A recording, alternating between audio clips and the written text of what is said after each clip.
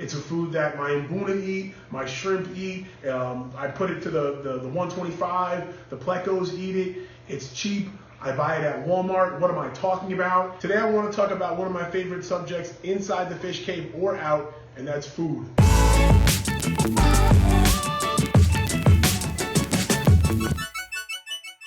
First things first, there's a lot of different things you can feed your fish. There's prepared foods, frozen, live, DIY stuff, alternative stuff, natural stuff. So any video that tries to tell you that these are the best 5 foods or the best food to feed your fish, no matter what, especially not even knowing what fish you have, it's baloney. It's impossible. It can't be true. So when I say that these are the top 5 fish foods, these are my favorite top 5 fish foods that I've had the pleasure of using, that I've come to like. I'm going to share with you guys the pros and cons of them. The 5 foods we're going to talk about today aren't any specific order. Like I said, there's not one best food. They all fit certain needs. And the first one I want to talk to you guys about is Repashy. Now, on this food list, I'm not going to include any type of live foods or frozen foods. And that's not because they aren't good foods. In my opinion, there are some of the best foods.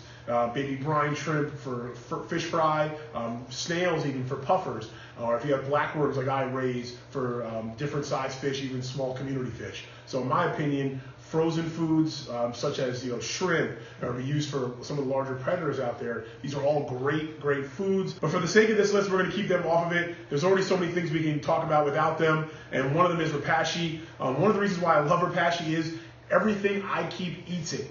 African cichlids all the way down to shrimp and everything in between. That includes cichlids, community fish. I can't say that anything I've fed this Repashy, this is the Soylent Green too, didn't enjoy it. Now, there's different blends out there. There's a community blend. There's a bottom scratcher. I haven't tried any other blends. The only one I've tried is Soylent Green, so that's the only one I could speak to. They're all pretty much the same, just different ingredients. This is a food that comes as a powder, and you have to make it. It's not that difficult. I have a video, I'll put it in the description below on how I made it. It literally takes some hot water and a spoon and a dish in 5-10 minutes of time, not even 5 minutes of time. You can also make your own gel fish food. That's what Repashy is considered, like a gel fish food. There's DIY recipes out there. I've never done that myself, but it's definitely something to consider. It's not the cheapest food out there, although I'm going to include some pretty cheap ones in this box here. We're going to get to them. Although I do think that it's worth it. The bang for the buck is there. I use it as a treat. I don't feed it all the time. In my opinion, the best thing to do for your fish is a good rotation. So that's why these are my top 5 favorites. I probably feed a very 10 different foods or more actually between all the fish I have. But this is one that doesn't get fed all the time, but it's a staple, and I think that every fish room, or if you have a few fish tanks, it's a great food to have on hand. Some foods are better than others at certain things, so they fit a certain need or role. I'm hoping to introduce a few new foods that maybe you haven't heard of, introduce them to you today, and I definitely want to start a discussion in the comment section because, like I said, there's a ton of different foods out there. Another staple fish food to have around is a tropical fish food plate, and I go with a tetramin. Now, I'm not gonna lie, I got these for free, and that's not because they sponsor me anything. That's because I bought a fish tank, a used fish tank, and they were included with the fish tank. So when I say free, I just mean like I bought a tank and they came with it.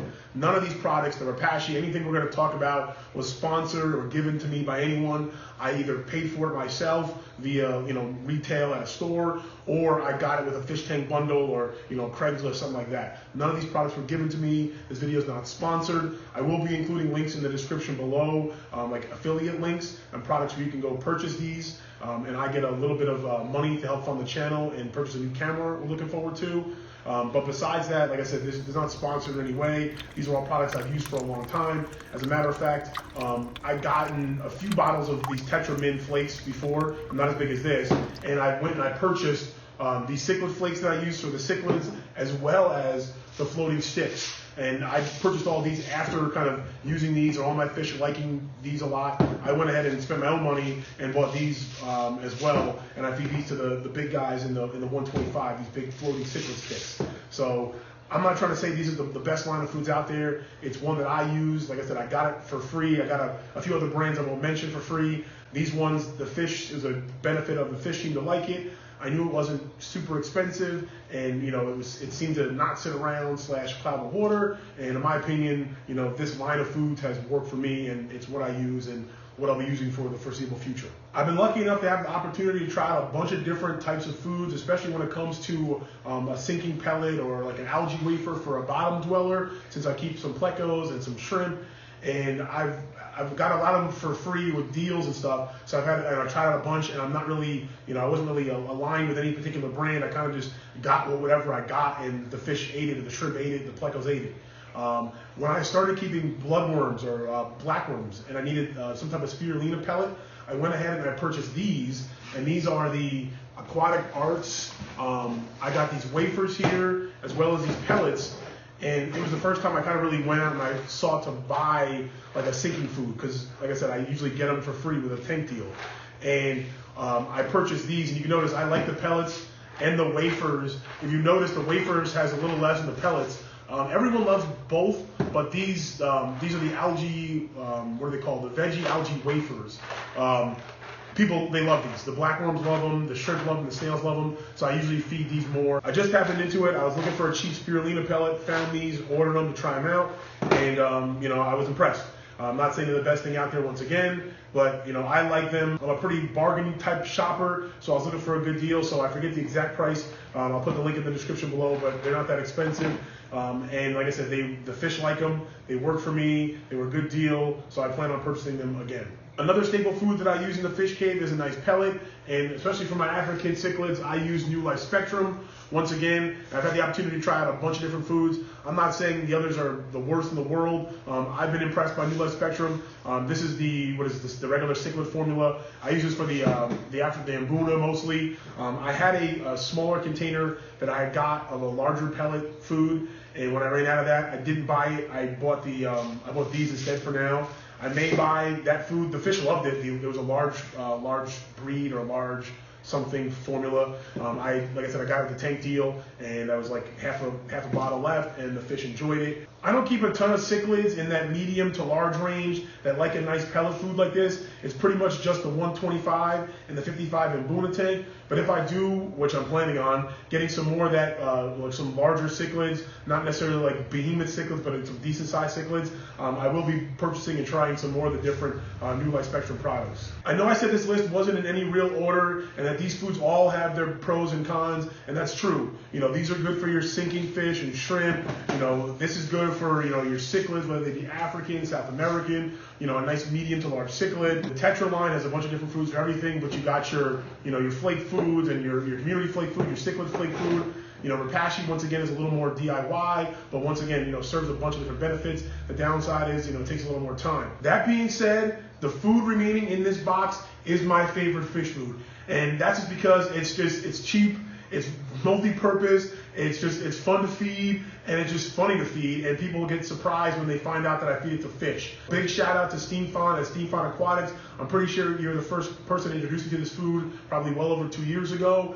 It's a food that my Mbuna eat, my shrimp eat. I put it to the 125, the plecos eat it. It's cheap.